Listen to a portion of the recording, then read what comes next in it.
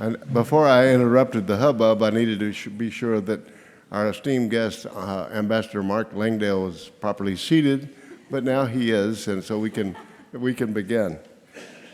I'm Harlan Crow, and just welcome to Old Parkland. Thank you for coming out this afternoon. Old Parkland and National Review have been working together for 10 years or so, and these guys have been part of the backbone of the serious projects we've done here. Of all the debates we've done, I'm sure that I can say accurately that National Review, the ones they've organized, have been the best. So I'm really grateful to them for all they have done for this place. I want to specifically express my gratitude to Chuck Defoe. Chuck's the leader of the National Review Institute. Rich Lowry's the editor of National in Chief and of the magazine, of the publication, and they're the senior leaders there, but each in their own way have been fabulous parts of this community, and I'm grateful to them.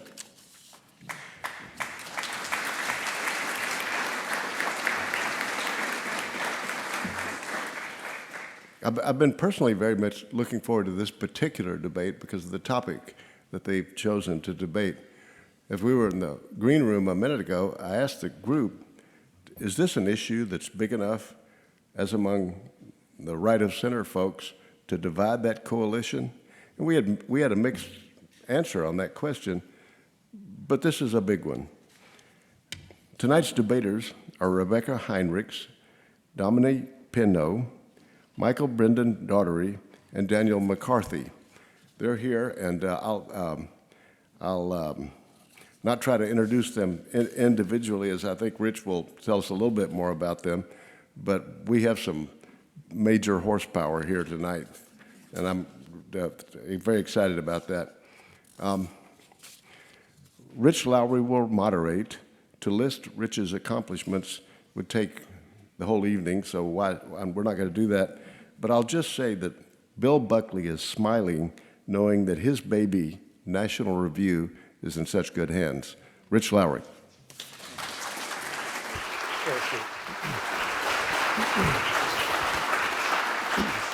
Thank you so much, Harlan. Thanks, everyone, for being here. I always love being in Texas, and I assure you I've already assimilated, because the Uber I took over here just a little while ago was a pickup truck, which does not happen very often in Manhattan, I assure you.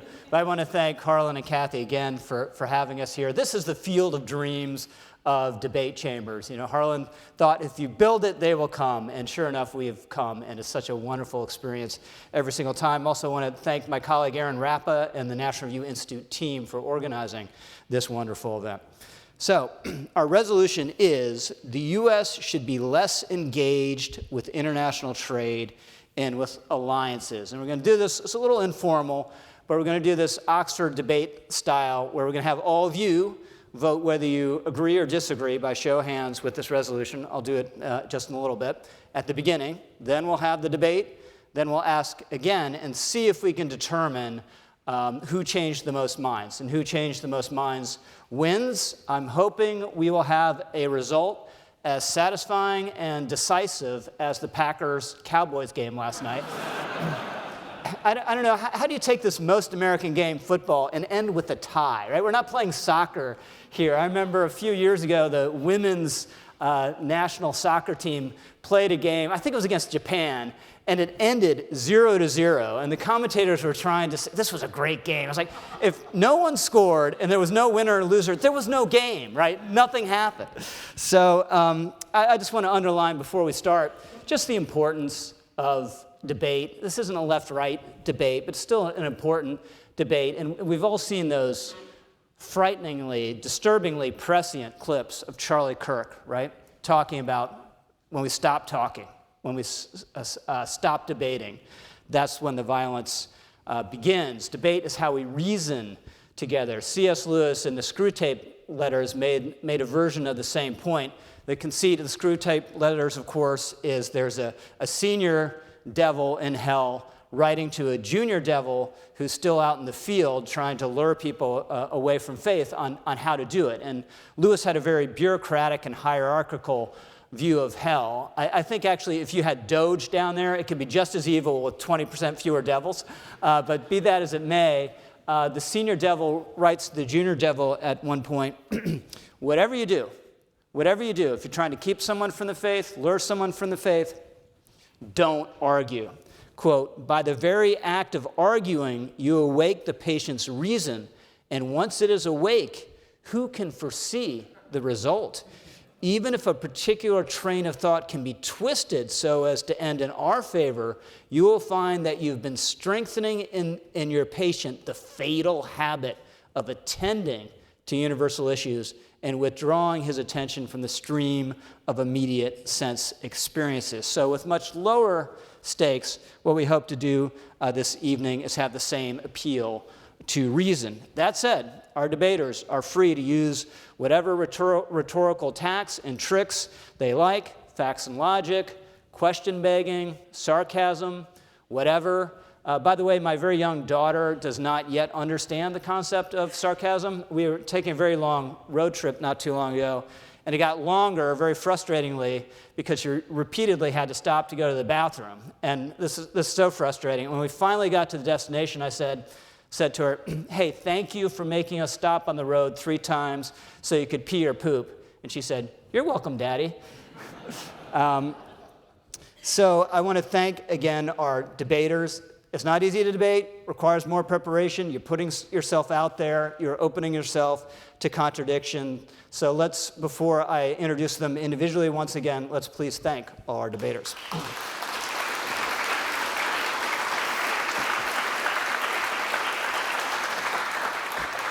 So we have Dan McCarthy of ISI and Michael Brendan Doherty of NR, who argue in favor of the resolution. Rebecca Heinrichs of the Hudson Institute, Dominic Pino of National Review will argue against it. Each side will have 10 minutes to make an opening presentation, then 8 minutes for rebuttal. Then I'll ask some questions, and you'll be invited also to scribble down questions that you have on your note cards, and then we'll take a final vote. But let's do the initial vote. So what I'm going to do, think about this carefully, and please be very sincere. I'm going to ask whether you agree with the resolution, whether you think we should be less engaged with international trade and with foreign alliances, or whether you disagree, whether you're a no, or if you don't know. It's fine to be a don't know. That's illuminating as well. So show of hands, how many people think yes, we should be less engaged with international trade and foreign alliances? Show of hands.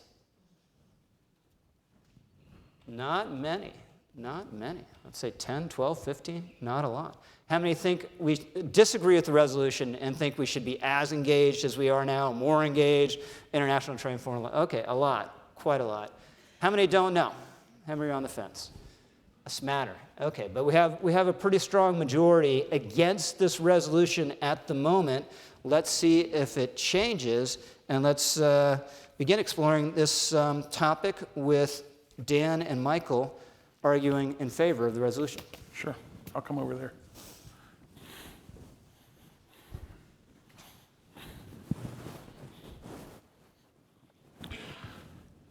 First, I want to thank everyone for being here tonight. It is a pleasure to be in the minority, and I'm in the minority at National Review often, and this is where I like to fight from. We argue that America's independence, power, and credibility rests on a simple equation. America's commitments in the world must be matched by the resources it brings to the fight. Those resources are the prowess and strength of its military, its wealth and industrial capacity, and its willingness to fight. We hold that our opponents are arguing, whether they realize it or not, for the continuation of a policy mix that puts both sides of that equation further out of balance, as it's been going for many years. Consider America's involvement with NATO. Since roughly 1960, the United States has averaged about 35% of Allied GDP, but more than 61% of Allied defense spending. U.S. share of global GDP has remained relatively constant since the end of the Cold War, but our hard commitments continue to expand. We've gone, at the end of the Cold War, from promising to defend Western Europe to now promising to defend almost all of the Eastern Bloc as well. Almost every inch of 700,000 square miles vacated by the Soviet Union is now our security responsibility with this same imbalance of commitments. NATO continues to expand, recently adding 900 miles of border with Russia in Finland. In exchange, Finland made a 2-year commitment to spending more than 2% of GDP on defense. We keep expanding these commitments even as the Pentagon acknowledges that America has had to downgrade our overall readiness to fight. We used to pursue a posture of being ready for 2 major wars at once. Now we aim at something more modest, even with these expanded commitments. Congress, looking at our fiscal future, has put a freeze on increases in the military budget, and yet our statesmen continue to promise more countries that will come to save them in the lurch. In the poker game of geopolitics, our policy of expanded alliances means increasing the size of our bluff, even as the strength of the cards we have in hand is revealed to us as weaker and weaker against the cards on the board. Somehow we think we can save ourselves by increasing the bet and risking even more. And our allies are not coming to save us. Look at just the last few years. In 2022, the German Chancellor, looking at the situation in Ukraine, looking at the US, potentially under Donald Trump again in the future, announced a policy shift. It was called the Zeitenwende. It was a turning around of German policy towards rearmament. All pretense of this policy was abandoned in less than 2 years. By August of 2024, the German Council on Foreign Relations concluded Zeitenwende, quote, no longer carries political force and should be abandoned as a term of use. Even now, Donald Trump is correctly calling Europe's bluff. After a controversial memo from Bridge Colby about our dangerously low stockpiles, Trump announced a deal with Europe where European nations would buy weapons from America and distribute them to Ukraine as they see fit.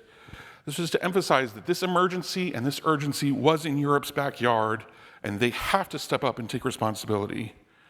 Just this week, the EU's top diplomat, Kaja Kallas, balked.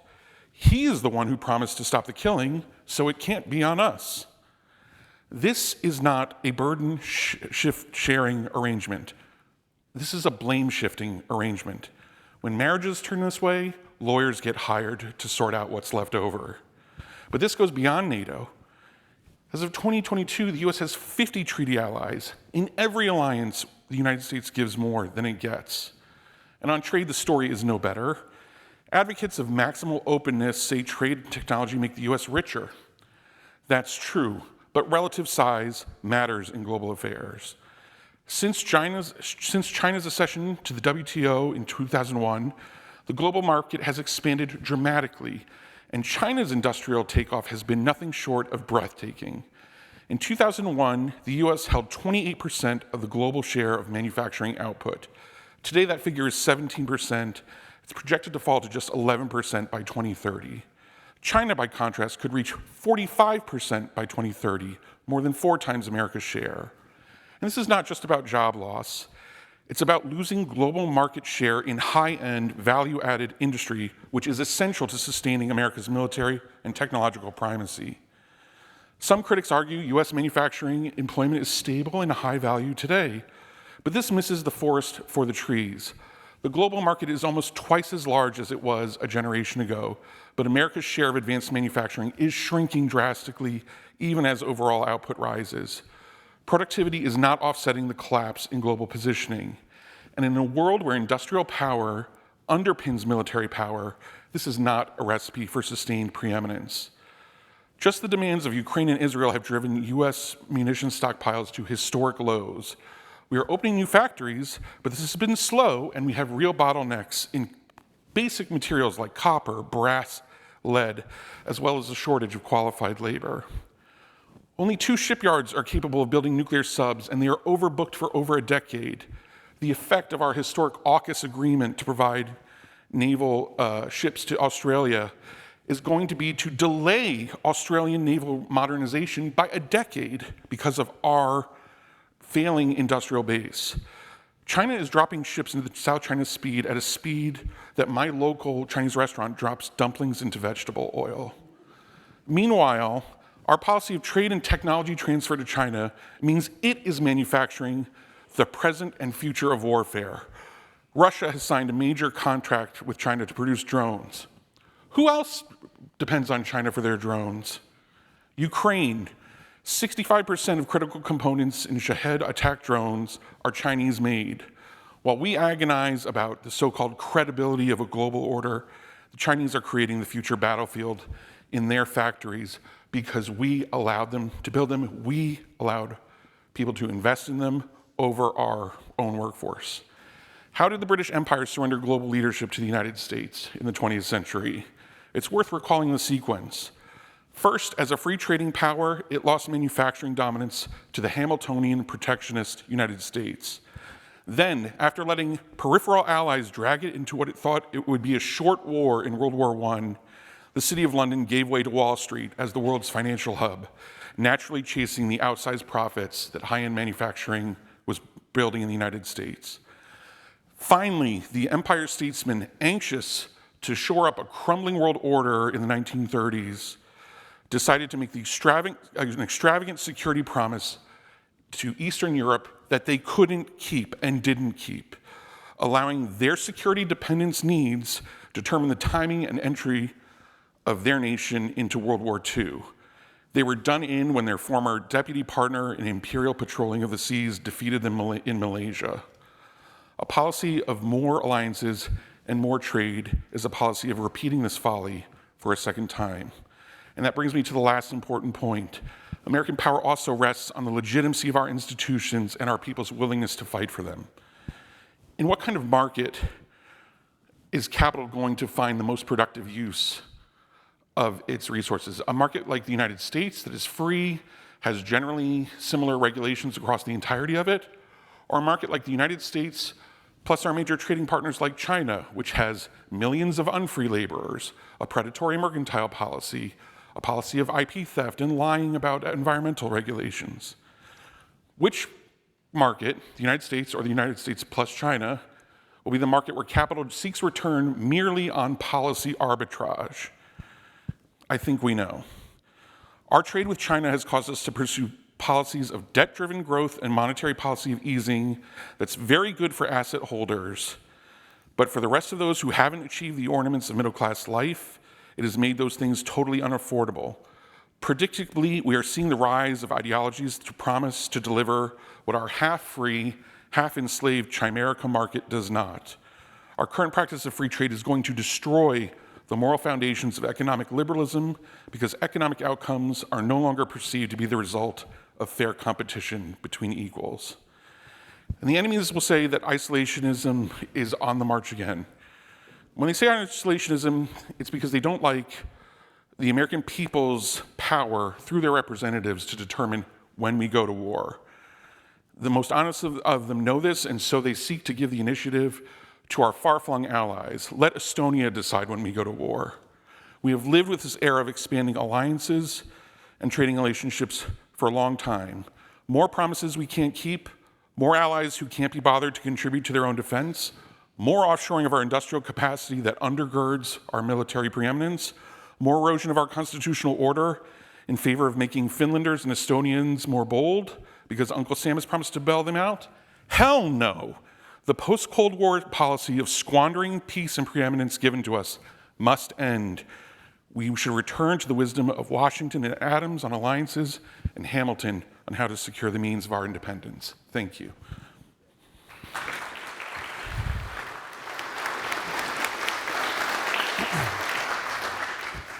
Now we'll hear the case against.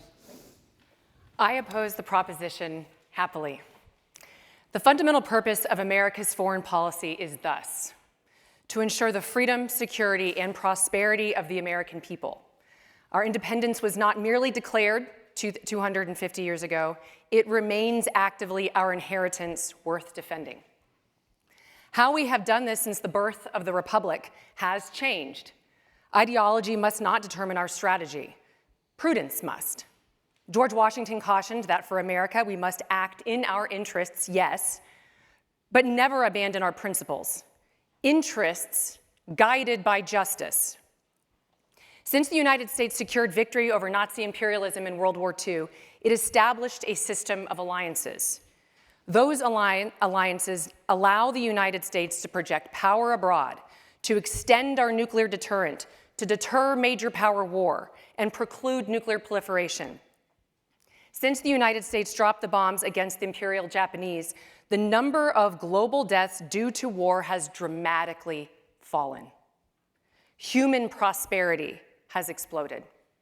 The reality was not brought to us by rules enforcing international governing bodies. As President Trump said, the UN doesn't bring peace, but it did give him a broken teleprompter and escalator. The mightiest nation will be the most influential in the world. The relative peace has been guaranteed by superior American economic and military might, rooted in the principles of self-government that makes America exceptional. We sat at the apex of power at the end of the Cold War, and our policymakers did squander that relative might. We welcomed China into the WTO, thinking that trade would liberalize the Chinese Communist Party. Instead, they're still communist, but they're rich. They've invested into a military specifically to push the United States out of the Pacific, and the United States failed to invest in a defense industrial base to deter major power war. Now the Chinese Communist Party poses the greatest threat to the United States and our sovereignty. And the CCP is working with its partners, the Russians, the Iranians, the North Koreans, to supplant the United States. Our military center of gravity that makes the United States the leader of the world is those alliances. And so China's theory of victory against the United States is to break those alliances. China now outproduces the United States in electric batteries, AI algorithms, ships by haul, chips and machine tools. America alone cannot deter China, but with our allies, our power dwarfs China's. That means we cannot shrink back. It means we must take advantage of open societies and pool markets. It means leveraging technology, boosting military production and industrial capacity. NATO can be stronger, and this administration is making NATO stronger and more lethal, increasing NATO's commitments from 2% of GDP up to 5%. Japan and South Korea can follow through on pledges to help build American ships, as this administration is driving. Taiwan can build more semiconductor plants in the United States. The United States must export world-class technology to our allies. Finland, Canada can help produce Arctic and polar icebreakers. The UK and Australia can boost our ability to project power to deter China and to secure supply chains, and they are. Not only do allies' economies and ingenuity and manufacturing help us rebuild our defense industrial base, they can also slow down China's. Think of the first Trump administration's success in getting our allies, the Netherlands and Japan, to eschew exports of chips to China, and getting Europeans to dump Huawei, all because the United States remains the coalescing force of these alliances. The oceans have stopped offering sanctuary. We need not and must not go abroad searching for monsters to destroy. They are hypersonic missiles that can hit our shipyards, spy balloons that violate our airspace, drones that spy on our strategic systems. They threaten to throw our satellites off orbit and cut our undersea cables. For this new era, our interests, guided by justice, require a prudent adaptation. We must work with allies to lead, to maintain the US-led order, to strengthen our relative power against the Chinese Communist Party and its partners. Because we refuse to permit ourselves to be coerced, weakened, and compelled by the Chinese Communist Party. And because we insist on passing along to our children the next American century. And a big part of that is the fact that free trade is deeply rooted in the American tradition. In the Declaration of Independence, the founders listed as one of their complaints about King George's tyranny that he was cutting off our trade with all parts of the world. George Washington read and annotated his own personal copy of Adam Smith's Wealth of Nations, and Thomas Jefferson called it the best book extant on political philosophy. Before the Constitution was written, in a letter in 1780, John Jay wrote that every American ought to be free to sell the produce of his labor to whom he pleased and for the best prices without any duties or impositions whatsoever. When it came time to write the Constitution in 1789, the founders put their support for free trade into practice. By prohibiting trade barriers between the states, they created the largest free trade zone in the history of the world up to that point. As the country expanded westward, that free trade zone continued to grow. This was a radical idea at the time, as other major powers such as France had lots of internal trade barriers. Even still today, Canada has trade barriers between its provinces that cause all sorts of political problems and slow its economic growth.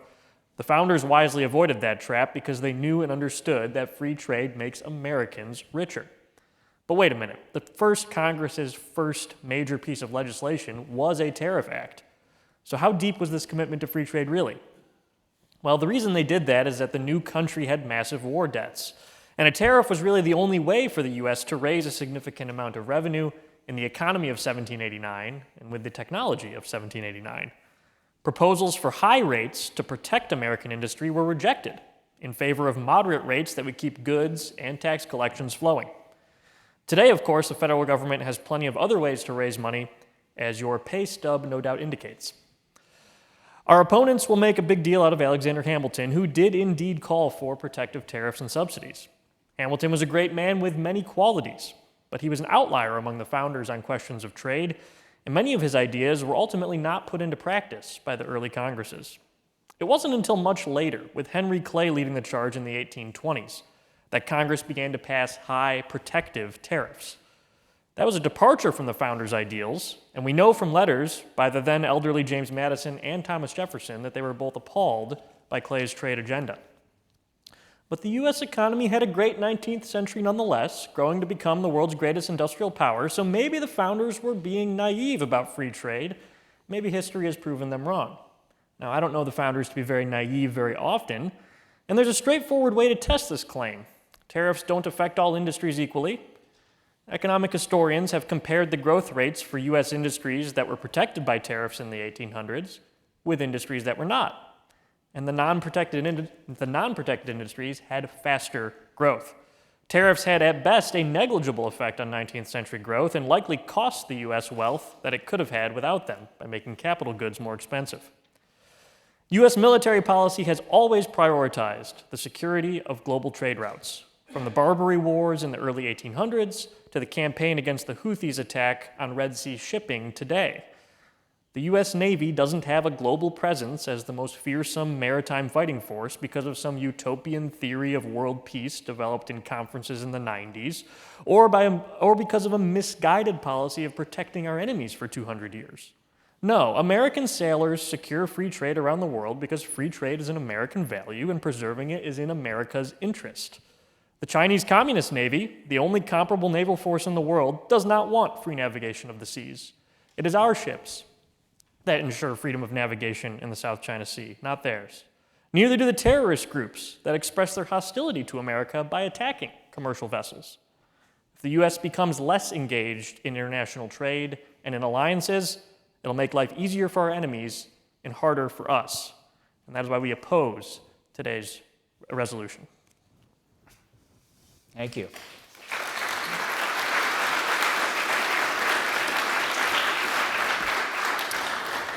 Michael and Dan have 8 minutes for rebuttal. Yeah, well, I fear that the other side has maneuvered itself into a contradiction because Rebecca's points and Dominic's points actually contradict one another. Rebecca has very eloquently spelled out just how much of a threat Communist China is. Communist China is certainly something we should be extremely concerned about. We want Communist China to be weaker rather than stronger. We want Communist China to be less capable of wielding economic leverage, political leverage, and military leverage all around the world. And yet, if you have a system of free trade, you're going to have an enormous amount of trade with Communist China. And this, of course, is historically demonstrated. We've had 3 decades of Chimerica, 3 decades of very close economic integration with China, which has made China a heck of a lot stronger. You can look back to where China was in 1989, in 1990, in 1991. Ask yourself, before China had access to the global markets, before they had permanent most favored trade most favored nation status, rather, with the United States, before China had access to this wonderful global economy that the United States is responsible for having created, China was much weaker. Now, of course, you will know that it was Richard Nixon who first created an opening to Communist China. Communist China was much more isolated during the early part of the Cold War. And Richard Nixon was a smart strategist. He created an opening to China because he wanted to separate China's interests from those of the Soviet Union. And he succeeded in that. But of course, that was a Cold War strategy which ceased to be relevant once the Cold War was over. Continuing to build the last communist, or at least the last communist superpower, the last really large and extremely dangerous communist power, continuing to build it up after the end of the Cold War through free trade, through this integration with trade between America and China, this was suicidal. This was creating the very threat that we now have to address, as Rebecca has spelled out. So free trade has been a source much more of Chinese strength in the last 30 years than it has been of American strength. This is why we need to reverse the strategy that we had, economic strategy that we had back in the 1990s. Instead of continuing to have free trade, continuing to have this very close relationship with China, we have to break it off. We have to separate ourselves as much as possible from the Chinese economy. We have to cease offshoring our own industry, having that relocate to China, having it relocate to places that may be within the grasp of China's military power. We have to stop that and instead home-shore our industries, bring back industry, and start to be able to make more things here for the sake of our national security, not just for the sake of jobs. Although I will say, the jobs are very important here. There's a point often made by proponents of free trade saying, well, if manufacturing jobs have declined in the United States, that's not the fault entirely of free trade. It's partly a matter of technology. It's partly the matter that we can now more efficiently manufacture things, so we can manufacture a very large quantity of goods with a much smaller workforce than before, and therefore we don't have as many people employed in manufacturing as we've had in the past. Well, given that fact, should you have a policy which makes this tendency worse, that exacerbates it, and that actually further reduces the amount of manufacturing employment? Or should you have a policy that is rather countercyclical and that is counteracting some of the harmful effects on American towns and cities, on America's working class, counteracting the bad effects that are created simply by the necessary improvements of technology, by saying that we're not going to have a double whammy applied to you. We're not going to say that you're going to be losing your jobs to technology and you're going to be losing your jobs to free trade. Instead, we're going to have less free trade. We're going to have much more protection of American industry. That way, yes, technology will continue to advance. That may indeed cut down the number of manufacturing jobs we have, but you will not lose nearly as many manufacturing jobs when you have that double whammy, if you have not only technological job losses, but also job losses as a result of free trade, particularly with places like China. Now, this is a very smart audience. I think all of you know China is, even though it's still a manufacturing powerhouse, even though it's still continuing to grow and strengthen and empower itself through free trade, China is not quite what it had been in the 1980s and 1990s and 2000s in terms of being the most cost-effective place where you can relocate manufacturing. So now, a lot of manufacturing that previously was going to China is going instead to places like Vietnam. Now you have Taiwan, for example, as an important competitor in many respects with China on things like computer chips. But notice that there's a very grave danger here for the United States because countries like Taiwan and countries like Vietnam are very close to China. It's not even a matter of whether or not the United States would win a war with China. We can be confident we would. We can be confident that we would still have our allies in the Pacific. These things would turn out well. But in the event of a war, we would be cut off from the manufacturing of Vietnam. We'd be cut off from the manufacturing, certainly, of Taiwan, which is a very easy place to blockade, if indeed we have to have a military clash with China. So we should not be dependent on supply chains that extend all the way into Vietnam, that extend to Taiwan. Instead, we have to bring those supply chains home for the sake of national security and also for the sake of our working class. Now, Rebecca had mentioned the post-World War II world, which has had many virtues, although it's had many vices as well. So even though certain kinds of war have declined since the Second World War, there have been a number of really horrific tyrannies that have been able to get away with just enormous amounts of mass murder within their own countries. Certainly that's been true of the communist bloc, it's been true of communist China, it's been true of Cambodia under Pol Pot. The numbers of casualties are just limitless. We should keep in mind that the Second World War didn't end in a complete happy ending. It didn't end in total victory. In fact, it ended in part in a victory for evil. It ended in part in a victory for Joseph Stalin. It ended in very large part in a victory for communism. Communism was left in charge of half of Europe. Communism was left in charge, in fact, of the very country that France and Britain, had initially gone to war to save in 1939 against Nazi Germany. So it's wonderful that Nazi Germany is eliminated, but unfortunately, many of the ill-gotten gains, many of the possessions that Nazi Germany had conquered wind up being the possessions of Joseph Stalin after the end of World War II. And then, of course, communism continues to expand after the end of World War II. It expands into East Asia. It expands into China. It expands, for that matter, into Latin America and even into the Caribbean. It expands into Cuba. Communism is a greater threat because of the way in which not just the Second World War, but in fact the First World War, in fact a whole number of conflicts had settled with American intervention that actually didn't wind up creating a world order that was going to be totally beneficial for us, but that instead created new enemies afterwards. So we all know, for example, that the way in which the First World War ended wound up destabilizing Russia, it wound up destabilizing Germany, ultimately leading to the rise of totalitarian powers in both of those places. You had a totalitarian communism in Russia and then the Soviet Union. You had totalitarian Nazism rise in Germany. U.S. intervention in World War I was a disaster. Now, because of that disaster, our intervention in World War II was quite necessary.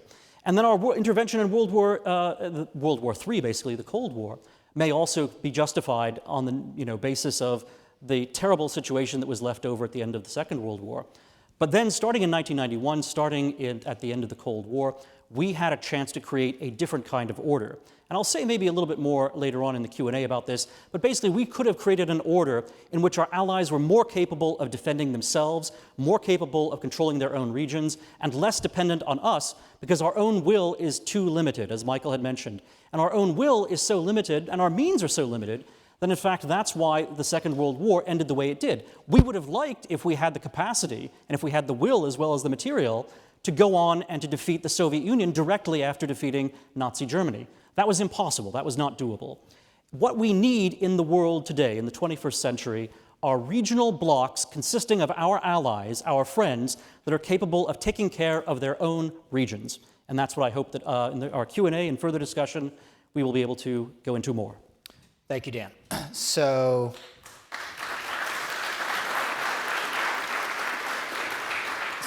Dominic and Rebecca, 9 minutes for rebuttal. Dan ran a little over, so feel free to run over as well. All right. If you listen to our adversaries in this debate, you'd think that free trade only meant China and that the United States and China were the only two countries in the world. The United States, only about 10% of United States trade is with China. 90% of it is with other countries. And only about 20% of the world's economic production is in China. 80% of it is in not China.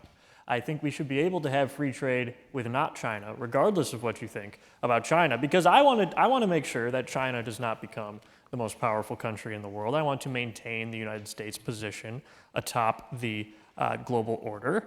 And, Professor Garrett Jones at George Mason University talks about what's called the I-7 countries, which are basically the 7 countries that are responsible for all of the world's innovation. It's true whether you measure it by R&D spending, by patents. It's true if you measure it by scientific journal articles. These are the places that do the cutting-edge research that we need in the world. Those 7 countries are the US, the UK, France, Germany, Japan, South Korea, and China. Now, one of these countries is not like the others. 6 of those 7 countries are part of our team. One of them is not. We need to make sure to not be giving those countries a reason to switch teams. And one of the ways that we do that is by engaging in international trade. Now, we know for a fact what happens when America disengages from international trade. China swoops in. We've tried the resolution that our opponents are arguing for in Latin America. So beginning with Ronald Reagan and continuing for the next 3 presidents, it was a priority of US trade policy to engage with Latin America. This culminated in a string of free trade agreements, first with Mexico as part of NAFTA in 1994, and then between 2003 and 2007, we made free trade agreements with Chile, Costa Rica, the Dominican Republic, El Salvador, Guatemala, Honduras, Nicaragua, Peru, Colombia, and Panama. Then, starting with Barack Obama and continuing to the present day, we did what this resolution suggests. The U.S. has been disengaged on trade policy with Latin America. No new agreements have been made since then, and Latin America has been neglected in foreign policy as well. Chinese trade with Latin American countries barely existed in 2000. Today, China is the largest trading partner with nearly every South American country, and the CCP is making inroads in Central America as we speak. Most of these countries are now Belt and Road Initiative participants, and since that last trade deal in 2007, 6 Latin American countries have flipped their official position and recognized China's claim on Taiwan. They know, what we should know, that foreign policy and free trade are connected, and that if you want more countries to be on our side, we need to engage with them and trade with them, as we have been doing since at least the end of World War II.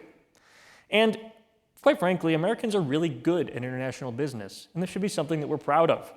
The U.S. is the world's largest importer and the second largest exporter. It's the #1 destination for foreign investment, which directly supports over 8 million American jobs. If you like American jobs, I like American jobs. Foreign investment is an important part of that. The world's largest and most successful global logistics companies, UPS, FedEx, and DHL, were all founded by Americans. 22 of the world's 25 most valuable companies and over 60 of the top 100 are American. The tracking label, packaging tape, packing peanuts, corrugated cardboard, conveyor belts, GPS tracking, semi-trucks, cargo planes, shipping containers, the cranes that unload them, the trailers that carry them, were all invented by Americans. Engaging with international trade should be a source of national pride. Yeah, and just to follow up, I'll just say too, remember what the proposition is that we are debating. There is no contradiction between what me and my partner are saying. The U.S. should be less engaged with international trade and with alliances. The answer is no. We believe that we must rely more on trade and leveraging the advantages of our allies in order to deter China and China's partners, the Russians, the Iranians, and the North Koreans. The other point that I wanted to make is that about how I agree with my opponent that we do want our allies to do more, but if you see just through the evidence of how this administration has been able to encourage our allies to do more, it is not by abandoning the Europeans, for instance. It's by remaining the coalescing force. It's by President Trump's effort to, yes, encourage our allies, and yes, by committing United States to stay in Europe and to remain engaged until the Europeans can make good to rebuild their defense industrial bases. The United States is still, under the Trump administration, continuing to support Ukraine, but is doing it in a way that grows the American defense industrial base by selling our weapons to the Europeans as well. It has not been through disengagement that we have encouraged our allies to invest more. It is because the United States remains the indispensable nation in the coalescing force. The other thing that you've seen just during the last couple of months is European countries helping the United States with another foreign policy objective. That's snapback sanctions against the Iran regime. The reason the Europeans are coming alongside the United States and agreeing with our foreign policy objective in the Middle East is because the United States is also leading our alliances to take care of the Russia problem. The United States wants our allies to do more to help us in one region. We better be a good ally to them when there's another pressing threat.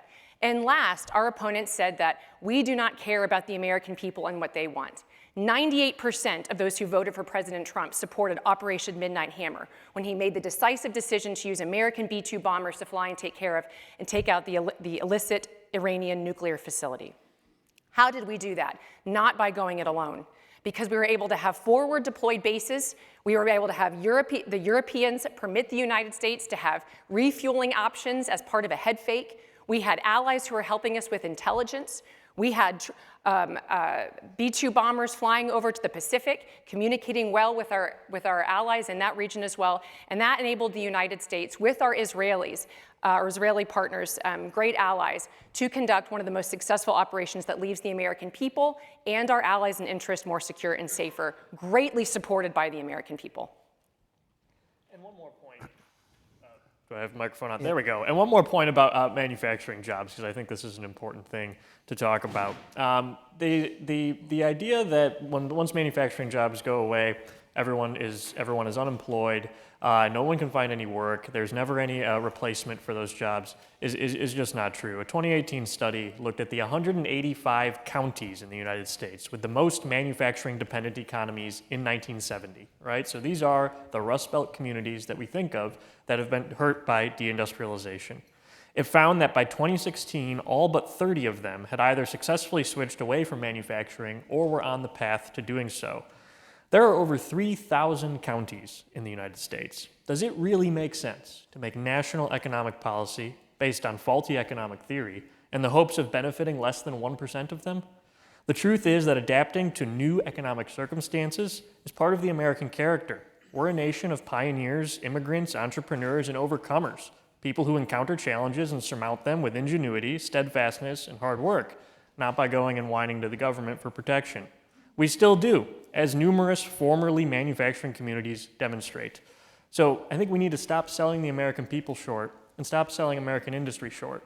If you look to a state like Indiana, Indiana's a great state to talk about with this because despite ranking 17th in population, they rank 8th among states in the value of their exports to the rest of the world. It accounts for 11% of their state's GDP, and 21% of Indiana's workforce is employed in goods-producing jobs, which is the highest proportion of any state. So they are the manufacturing success story. Top 5 export categories, not agriculture as you might think. It's pharmaceutical products, vehicles, organic chemicals, industrial machinery, and surgical instruments. High-tech, American-made exports going to the rest of the world. And where are they sending these? The top 3 countries they're sending them to: Canada, Mexico, and Italy. Why Italy?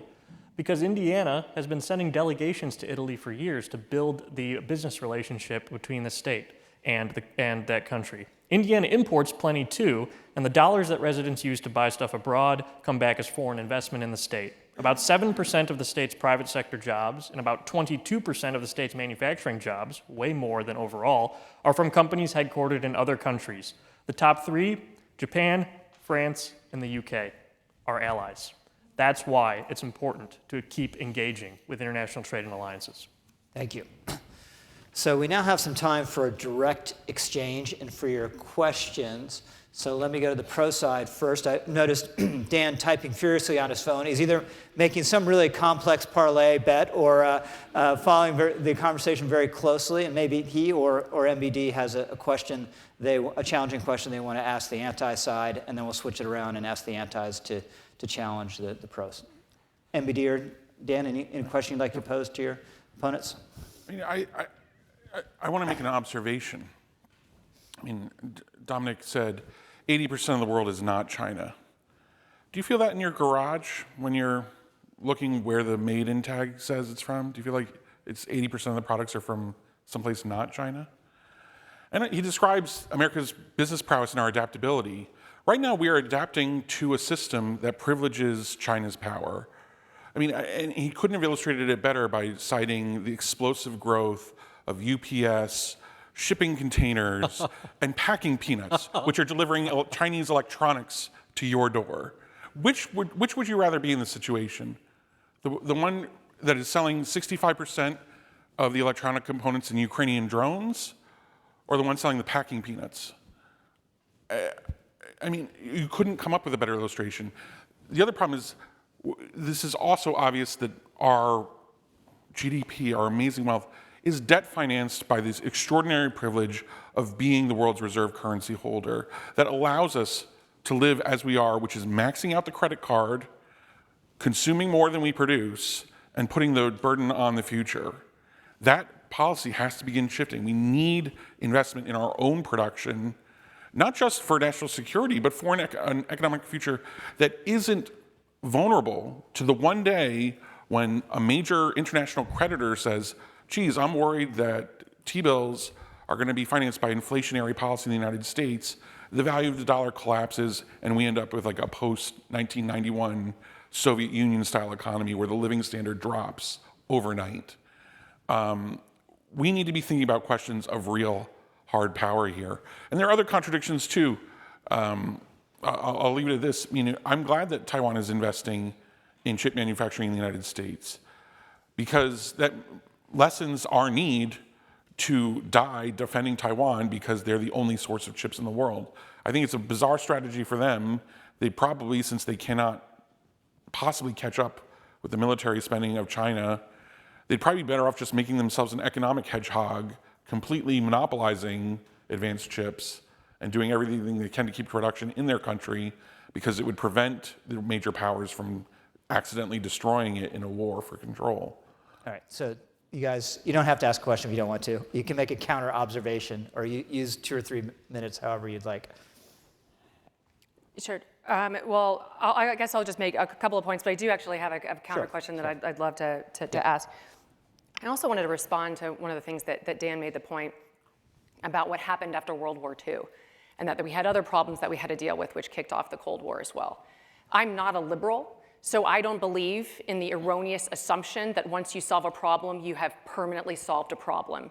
We're dealing with human beings and regimes. There's constantly going to be competing ideologies, systems of government that do not want the world in which the United States has created, powers that oppose American freedom and democracy, open societies, pluralism, freedom of speech, religious freedom. And so as soon as World War II, as soon as the United States won that with our allies, that didn't mean it was the end of history. It's not something I've ever agreed to, or many other conservatives agreed to either. No, we understand that being a superpower comes with great responsibilities and duties.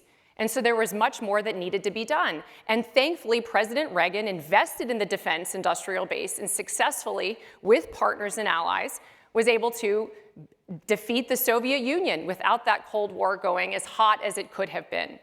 And so I just reject this notion that because a bad thing happened after an incredibly wonderful thing in which human prosperity and security and freedom flourished, that therefore the good thing that we did is not something worth protecting and defending and being proud of. The other point that I wanted to push back on was this notion that that perhaps the American people, again, didn't have the political will, and that we've got all kinds of problems here in the United States.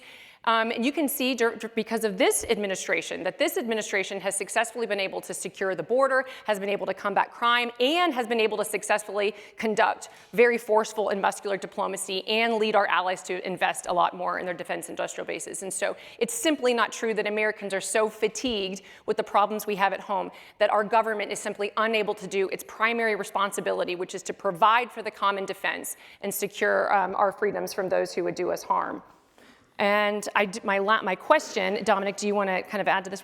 My question would be, I would love for my colleagues to respond to the reality that this administration has agreed to, which is that American support for Ukraine has, in fact, whether or not you agree with support for Ukraine, has, in fact, had the great benefit of growing America's ability to produce certain key munitions at scale, has increased the demand for American key munitions, and is growing American manufacturing, which we need in any kind of ability to deter a major power war.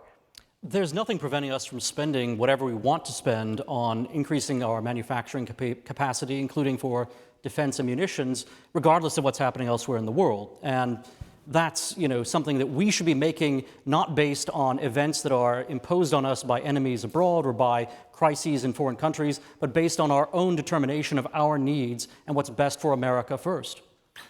And I want to make another point. We have to also deal with reality.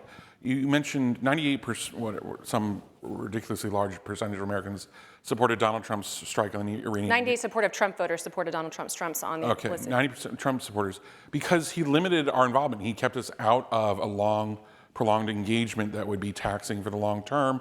He said we obliterated it 100 times after he did it the next day. It's very impressive. There is some fine print to this attack, though. Our government assessed that we set the nuclear program in Iran back by 2 years.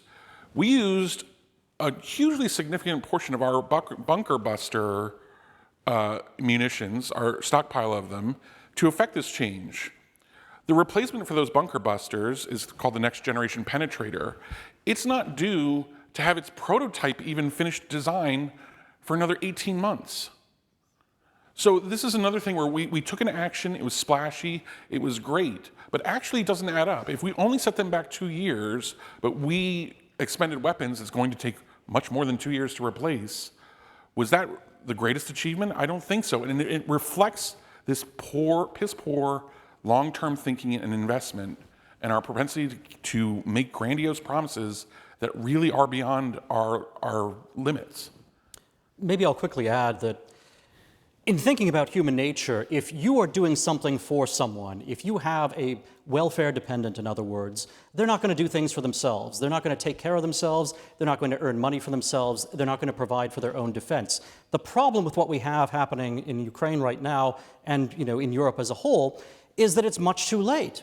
The Europeans should have been providing the lion's share of European defense 30 years ago. And if they had been doing that, then Russia would not be in a position to be doing what it's doing right now in Ukraine. Instead, the Europeans said, well, you know what, let the Americans take care of everything around the world. Let the Americans be responsible for Europe. Let the Americans pay for it. Let the Americans do the fighting. In fact, look, you can look at public opinion surveys of Europeans, even to this day, and in Germany, in the UK, almost throughout Europe, there are one or two exceptions, but almost in every country in Europe, you will find that the ordinary European, the ordinary member of the public, is not willing to fight even for his own country in the event of a war. He certainly is not going to fight for any other country. They expect the Americans to do that, and as a result, they are much weaker than they should be, and they are not capable of resisting bullying by forces like Russia, which they would be able to do if they had to, if we did not provide them this crutch, if instead they were responsible for their own security. Eisenhower complained that if in 10 years after the founding of NATO, we still had more than 10,000 troops in Europe, the policy would have been a failure. We had over 170,000 at the end of the Cold War. I mean, every president has been complaining about this. JFK complained about it, Nixon, Barack Obama, and now Donald Trump. We have to just accept that this marriage partner will not provide anything to the common household. So you guys have a quick rebuttal, and then I'm going to ask a question of each side. Yeah, I mean, I would just say it doesn't seem to me like the Cold War was a policy failure. I think it worked out well for the United States. I would also, in terms of household, Michael mentioned, look at the products in your garage. I mean, there are other rooms in your house. Your food is basically all grown in the grown and produced in the United States. The house itself, most of those supplies come from the United States or from allies. The strategy that China has used in developing manufacturing and developing specific goods that you see a lot is part of their propaganda strategy to make you believe that they're stronger than they are. Again, less than 10% of U.S. trade is with China, or about 10% of U.S. trade is with China. 90% of it is with the rest of the world, and most of it is with countries with which we are allied, and so we need to keep our eye on the ball. As for the quality of American jobs in the modern economy, I mean, we've tried protectionism for the steel manufacturing industry. They have been the top beneficiary of protectionism in the United States going back for decades. And U.S. Steel just continues to bleed jobs. They continue to have fewer and fewer employees to the point where now the government is basically taking them over. We can contrast that model of economics and of business with the model that FedEx has used. FedEx employs about 500,000 Americans. U.S. Steel employs about 80,000. They employ 500,000 Americans at all income levels, all skill levels, from the very best from the very top paid people making six figures all the way down to package sorters and warehouses. They have done so not because government is protecting them, not because the government is doing them favors, but because of deregulation in the 1970s of the air sector, which allowed for that business to flourish. They have done so not by sending lobbyists to Washington, D.C. to ask for a bunch of favors, but rather by employing people in middle America. These people are not being employed on the coasts in big cities. They're being employed in Memphis, Tennessee, which is the big headquarters for FedEx. And it's an incredible part of that community right there in the interior of the country. And so we need to ask ourselves, we've tried these two models, which one is working? Which one is providing American jobs? Is it the government-driven protectionist model that we've used for U.S. Steel for decades that has now resulted in the quasi-nationalization of that company? Or is it FedEx, which is profitable, employs way more Americans, consistently ranks highly on surveys of good places to work, and actually delivers services that Americans use every single day? Okay. I think I know what answer. All right, so I'm going to ask a lot of the questions about China, and it seems to me that the consensus, no one likes China, okay? But it seems to me there are potential tensions for both sides in the China issue. So I'll go the anti first. So China's a serious national security threat to us. You guys seem to think, or at least Rebecca, you think it's a mistake, China going to the WTO, got stronger. So does it make sense to have more trade with a country that is a threat to us, or do we need less trade with China? And if we need less trade, aren't you giving ground on the resolution and saying, at least in one crucial respect, we should be less engaged with international trade? No. On the last point, I mean, if you just look at what I have argued for is just prudence. And so it's perfectly fine at the time to sort of think that it may be a good idea to engage with China, but it required enormous muscular statecraft to ensure that we were not enriching an adversary that was using its sort of capitalist, communist, Marxist-Leninist government in order to hide and bide, in order to invest in its military, specifically to push the United States out, to develop a world-class military, to take Taiwan by the Davidson window, which is 2027. So it required policymakers to stay light on their feet, to understand what our fundamental national security priorities are, and to be willing to make changes. Just like we sanction countries whenever they begin to harm us, we should not have continued to engage in free trade with a country that was using our open society, the benefits of what the United States offers, in order to enrich itself only to build a military to harm the United States and our allies. And I would just add that prudence is actually right back there. That's a statute. Can I just kind of respond to Operation Midnight Hammer? Sure, just quickly. Yeah. Okay. All right. I just want to say, though the individuals who call themselves restrainers or more quasi-isolationists or want the United States to engage less in the world were completely opposed to President Trump engaging in Operation Midnight Hammer before he did it. Why? Because they believed that it would result in completely uncontrolled escalation, that it would result in a Middle East again where the United States was dragged down in a war that it couldn't get out of, completely entangled. And what those of us, myself included, argued is that no, the United States has agency. We have agency. Be confident in what the United States can do. What we don't want is to preclude an American president from having to make choices because we have permitted the Chinese or the Russians to have spheres in which the United States does not have the option to decide. We need to be able to make decisions on our own terms to act in the world that benefit the American people. And a president of the United States can act restrained by his or herself as he decides, but we should optimize his options to do that. President Trump clearly demonstrated that ability, and that particular weapon system was designed specifically for Fordo from 2014. And as General Raisin Kane said during his press briefing, our adversaries better beware that the United States might have other capabilities specifically to hold at risk those things that they value most too. Point of information, Rebecca. So you were against any escalation that would lead to regime change in Iran. You didn't want the United States to do that. You were happy just with what Trump did. Absolutely. I was in favor of the United States having a scoped mission and carrying out specifically to take out that particular nuclear weapons program. I'd actually say that puts you closer to us than to your own position, but we can argue that. So let me ask the China question to you guys, and then we'll head into final remarks.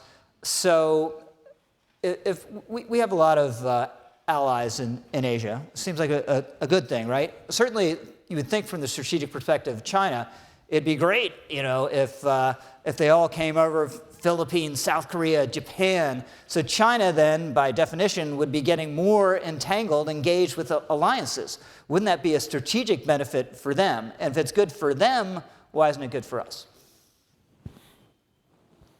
You're saying China would be able to create alliances? If China all of a sudden has all the allies we have in Asia, would that be bad for China because it's more engaged with alliances? Well, China is expansionist. Their point in searching for allies would be to widen their sphere. Eventually, there's going to be right now, China and Russia are somewhat aligned. There is a big problem, though, where Russia has a lot of resources, China would like to have those resources, and China will eventually have both the economic and military power to make a grab for those resources. So I don't think China has a possibility of having allies in the region. I think China actually is partly checked. China is there are complications to the Pacific theater that are somewhat different from Europe. But China has very difficult relations with most of its neighbors. That includes India, that includes Vietnam. And in terms of fundamental interests, if not immediate political culture, ultimately with Russia as well. That makes it, I think, impossible for China to have the kind of allies that we have. And I think that ultimately there's always going to be bandwagoning against China within China's own region. So the timekeeper, I think, needs to reset for you guys for a 3-minute concluding remarks. You guys first. I'll just begin my remarks thanking everyone for paying attention. I want to make one little more point. The wish that there are not spheres of influence is basically a wish that there was no such thing as geography or history. I mean, why does Hungary present such a problem for NATO in joining these things? Well, because it depends on a single pipeline for energy, and the war has cost it 40% of its energy inflation. If we haven't fixed that in 30 years of the EU, why do we expect to fix Ukraine, which is even more dependent and connected, in a heartbeat? I don't know why. We have lived through an era of our opponents' policies, radically expanding alliances and expanding trade agreements. Where is America's relative power now compared to where it was at the end of the Cold War? We are less powerful. We have more commitments. We have less industrial capacity. Our military industry is a shambles. Why?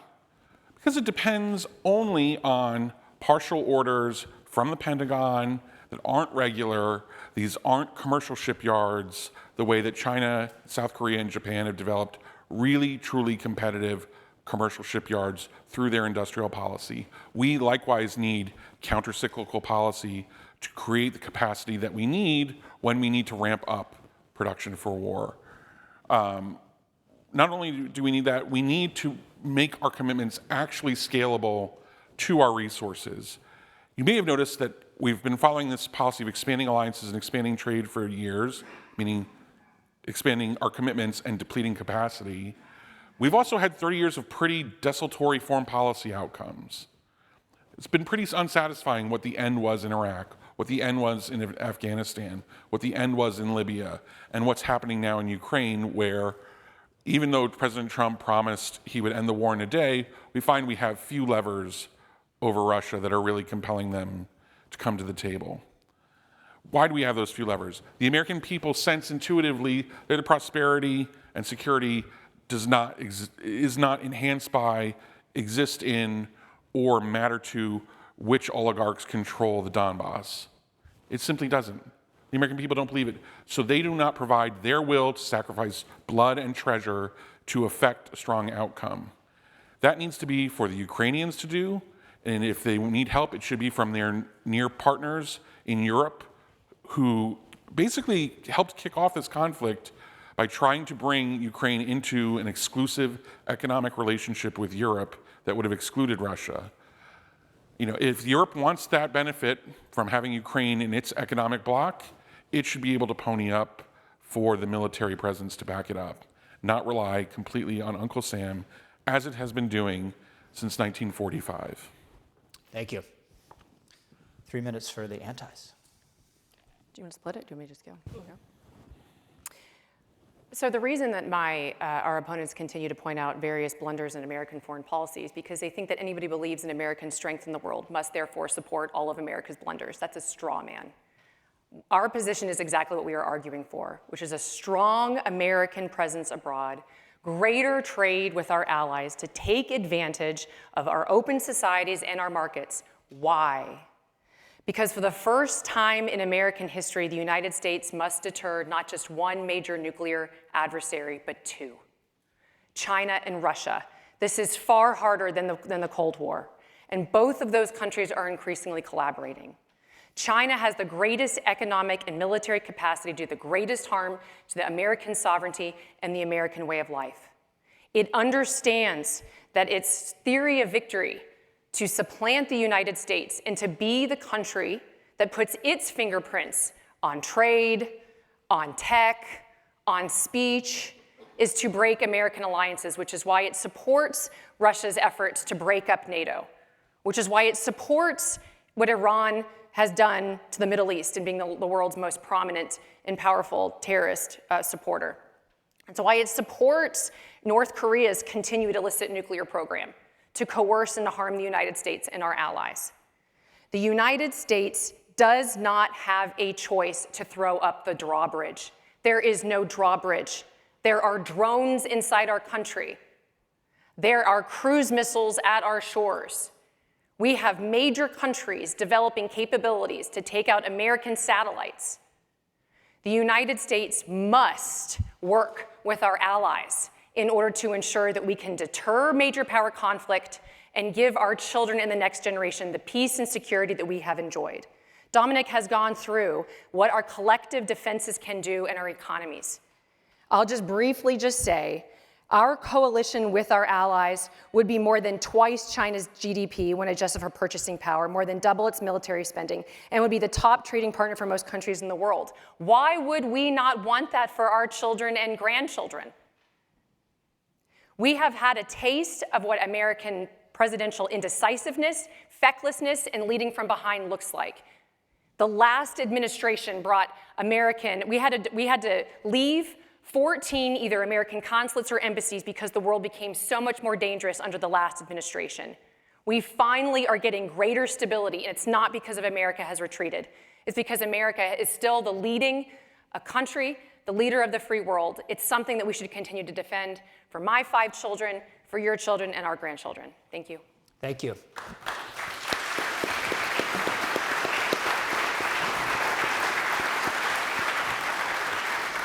That was awesome. Thanks so much, guys. That was tremendous. I got to get on one of these Indiana junkets to Italy. That sounds pretty awesome, doesn't it?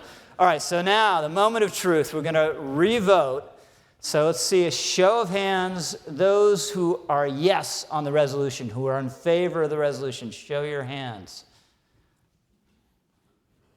I think we might have a little fewer. Who's no on the resolution? How many no's do we have? Wow. And how many don't no's do we have? So it's a little hard for me to tell. Why don't we do it this way? Who is a yes now on the resolution? Who is not a yes at the beginning? Don't be shy. Okay. Do we have people who are a no on the resolution who weren't a no at the beginning?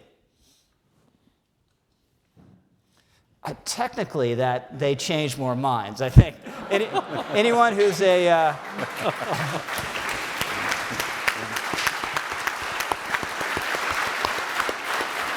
I think that's it. Small margins. Not very persuadable audience. But this was tremendous. Thanks, everyone, for listening. Thanks again to our debaters and to Harlan. You can join us for cocktails afterwards. Thanks so much, everyone.